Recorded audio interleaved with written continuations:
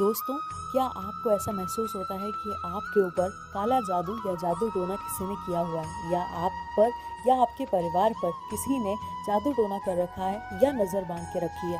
तो चलिए जानते हैं कि ऐसी कौन सी चीज़ें हैं जिन्हें जानने से हम पता कर सकते हैं कि हमारे ऊपर किसी नेगेटिव एनर्जी का साया है या नहीं। तो चलिए शुरू करते हैं। आपने देखा होगा कि कई बार काम बनते बनते रह जाते हैं, साथ ही घर में हमेशा कलेश का माहौल बना रहता है, साथ ही घर में बीमारी भी बनी रहती है, अचानक से धनहानि हो जाती है। वहीं घर में नकारात्मकता का भी वास रहता है, जिस वजह से तनाव की स्थिति जीवन में बनी रहती है। ये सब नेगेटिविटी के कारण भी हो सकता है। साथ ही आपको आम भाषा में ब्लैक मैजिक या जादू टोना कहते हैं। आपको हम यहाँ पर बताने जा रहे हैं कि कैसे आप पहचानेंगे कि आप पर जादू टोना हुआ है या नहीं, या आप पर किसी ने ऐसी जगह से तो नहीं गुजरे जहाँ पहले से नकारात्मक ऊर्जा का वास है। तो चलिए जानते हैं कि ऐसी कौन सी चीज़ें हैं जिनसे आप सावधान रह सकते हैं। दोस्तों, आपको बता दें कि पॉजिटिव एनर्जी होती है, वैसे ही नेगेटिव एनर्जी भी होती है। साथ ही ये नेगेटिव एनर्जी हर किसी के साथ नहीं जुड़ती।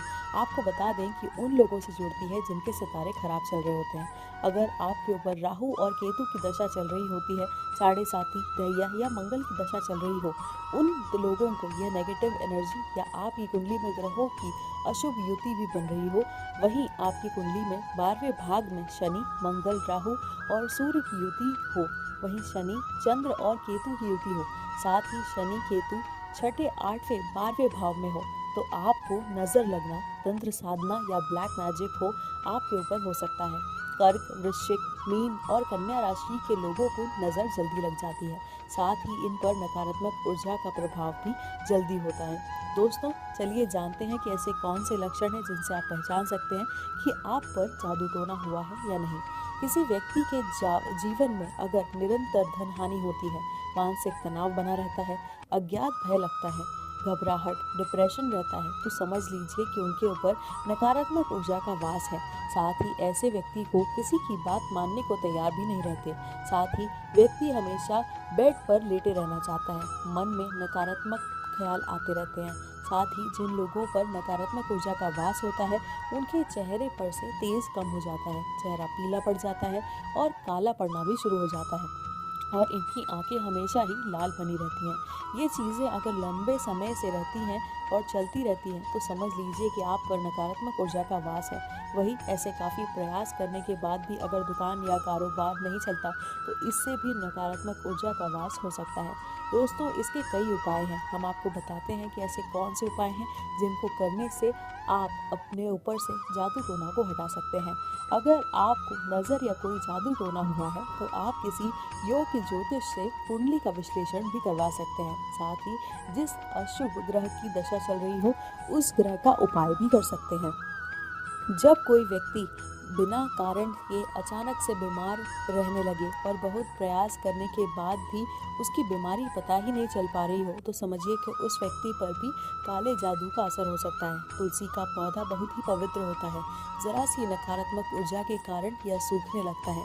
पानी और अच्छी देखभाल के बाद भी अगर यह पौधा सूख रहा है, तो समझ लेना चाहिए कि घर में नकारात्मक ऊर्जा का प्रवेश कर चुकी है। व्यक्ति के स्वभाव में अचानक ही परिवर्तन होने लगे और हर कार्य में वह खुद को सही बताने लगे, तो समझें कि उस व्यक्ति पर काले जादू का असर हुआ है। जिन लोगों पर काले जादू का असर होता है, वह ज़्यादातर अकेले रहना पसंद करते हैं, किसी से बात करना पसंद नहीं करते और बहुत गुस्से में रहते हैं। साथ ही चिड़चिड़े स्वभाव के भी बन जाते हैं।